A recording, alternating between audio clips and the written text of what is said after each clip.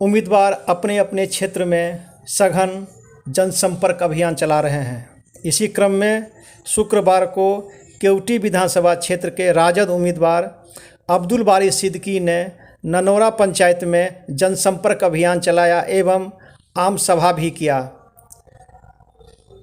निषाद विकास मंच के कई पदाधिकारी राजद में शामिल हुए।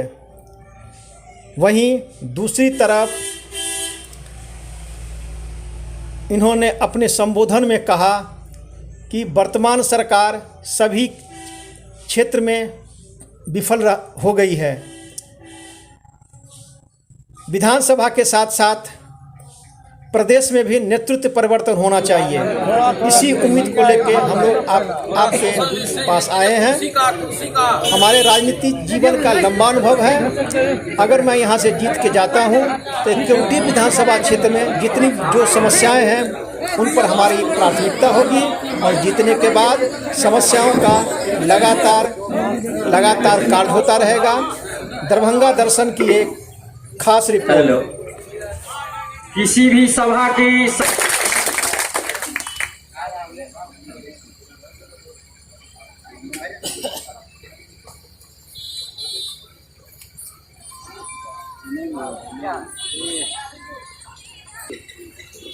अब इस मंच से यह निषाद विकास संघ का और केवटी विधानसभा के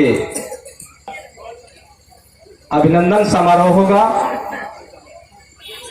इस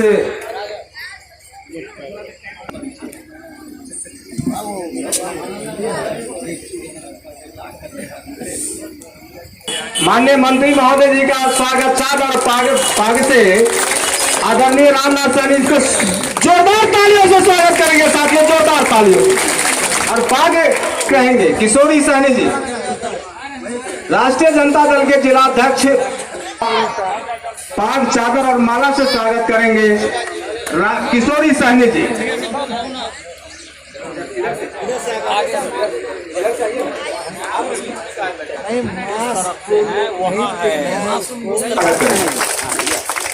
अब हमारे बीच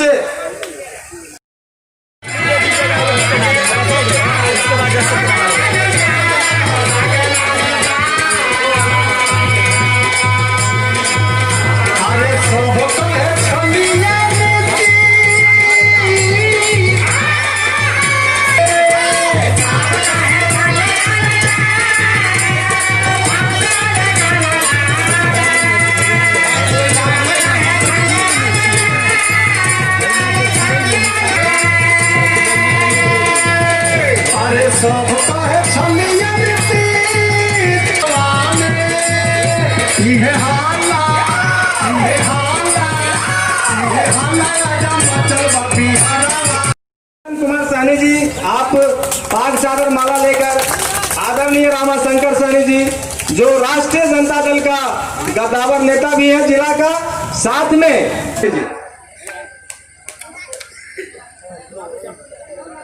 शंकर सहनी जी को स्वागत करेंगे। जगमोहन सहनी जी यहाँ आगे राष्ट्रीय जनता दल के गद्दावर नेता, बिहार सरकार के पूर्व वित्त मंत्री, केवटी विधानसभा के कर्मठ ईमानदार उम्मीदवार आदरणीय श्री भोला सहनी जी, मंच पर मंचासीन आदरणीय विधानसभा से आए राष्ट्रीय जनता दल के जिला अध्यक्ष, पार्षद अध्यक्ष भोला सहनी जी, पन्नालाल यादव जी, शंकर सहनी जी, वकील सहनी क्षेत्र से दूर दूर से आए हुए हमारे नौजवान साथियों, माता एवं बहनों, प्रिंट मीडिया, इलेक्ट्रॉनिक मीडिया, आती धूप में जो आप लोग बहुमूल्य सामान निकाल करके जो आए हैं, इसके लिए मैं सबसे पहले मैं विनती करूंगा, जिस प्रत्याशी सिद्दीकी जिंदाबाद, केवटी का विधायक कैसा हो, अब्दुल सिद्दीकी जैसा हो। मेरे भाई, इस केवटी विधानसभा क्षेत्र से मैं 1995 से राजनीति में जुड़ा हूं। मैं जानता हूं इस सभा क्षेत्र का पूरे बिहार में ऐसा नाम है जो जीतते हैं तो उसने सत्ता परिवर्तन निश्चित होता है। गुलाम सरवर छुए थे इसी केवटी विधानसभा से, स्पीकर भी हुए थे, सम्मानित पद मिला था। बहुत दिनों के बाद बहुत ही इनको पटना में याद रहता है जो बिहार में कैसे गरीबों का आन बान और मान बचेगा।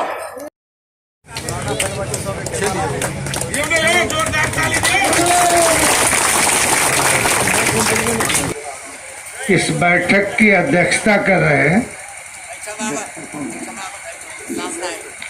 मिथिलेश सहनी जी और मंच पे बैठे निषाद। चुनावी समय है, प्रत्याशी के हैसियत से भी मैं आपके समक्ष उपस्थित हूं। इस बैठक को करने का निर्णय लेने के पहले हम लोग 2 बार मिथिलेश सहनी जी और रामनाथ साहनी जी के साथ इनकी जो जमात थी उस जमात के साथ 2 बार बैठे, वैचारिक आदान प्रदान हुआ और जब वैचारिक सहमति बन गई तब यह निर्णय लिया गया कि हमें कहां खड़ा होना है, हमें किस विचार के साथ जुड़ना है, हमारा मान सम्मान कहां है, हमारे समाज का विकास कहां संभव है। उसी निर्णय अनुरूप आज की ये बैठक है। प्रत्याशी की भी है, मगर मैं ये आपको यकीन दिलाता हूं कि जो विचार हमारे चुनाव के वक्त में है वही चुनाव के बाद भी होगा और वही मरते दम तक रहेगा। समझने का भी मौका मिला और जन नायक कर्पूरी ठाकुर जो गुदरी के लाल कहे जाते थे उस समय और फिर बाद में उनको जननायक के रूप में पुकारा जाने लगा गरीबों और इस विचार के वाहकों के द्वारा, तो जननायक कर्पूरी ठाकुर के नजदीक आया।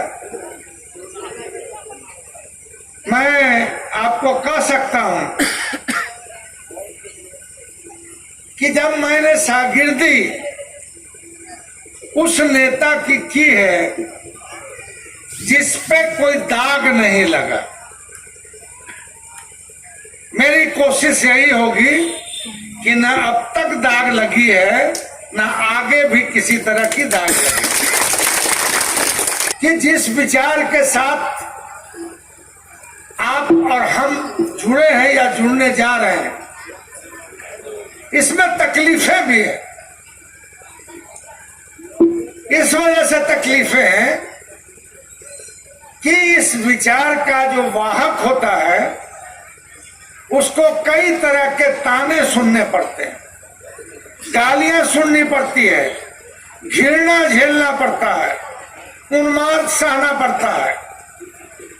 मैं इस वजह से कहता हूं कि जब आप इस समाज को उठाने की लड़ाई लड़ रहे हैं तो कभी गाली से डरना नहीं, कभी बात से डरना नहीं, कभी उन्माद से डरना नहीं।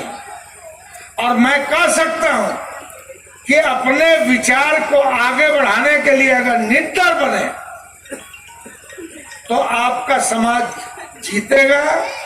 आज नहीं तो कल जीतेगा, कल नहीं तो परसों जीतेगा और फिर जब ये समाज सशक्त बन जाएगा तो तुम्हारे पीछे दूसरे लोग जुड़े। व्यक्ति बनाया गया, मगर जब कमेरा वर्ग जागने लगा, जब उसका बाल बच्चा पढ़ने लगा, जब उसमें भी उमंग जगने लगी कि हम क्यों नहीं सर उठाकर जिएंगे, हम किसी से कम क्यों हैं, तब जो है लड़ाई और गहरी होती है। और जब लड़ाई लड़ी तो आपके पुरखे ने अत्याचार भी सहा और कई तरह के अपमान भी सहे, मगर ये जो वर्ग है, ठीक भोला साहनी जी ने निषाद समाज के इतिहास और बहादुरी का जिक्र किया है। मैं उन चीजों को बोलना चाहता था जो इन्होंने बोल दिया। निषाद समाज जो तूफानों से खेलता हो, जो समुद्र से खेलता हो, जो बाढ़ और में मतलब नदी और नाले के उफान से लड़ता हो, वो आदमी दिल का कभी कमजोर नहीं हो सकता, वो दिल का बड़ा मजबूत होता है। जिसने एक तरह से नफरत पैदा किया, समाज में घृणा पैदा किया, भाई को भाई से लड़ाया, वो अब आ रहकर वहां से क्यों आ गए यहाँ बोलता है कुछ लोग। अब उनके पास तो कोई मुद्दा है नहीं। मैं किसी राजनीतिक दृष्टि से नहीं बोल रहा हूं।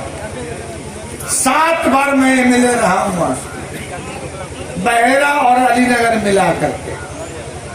वहां के कन धूल में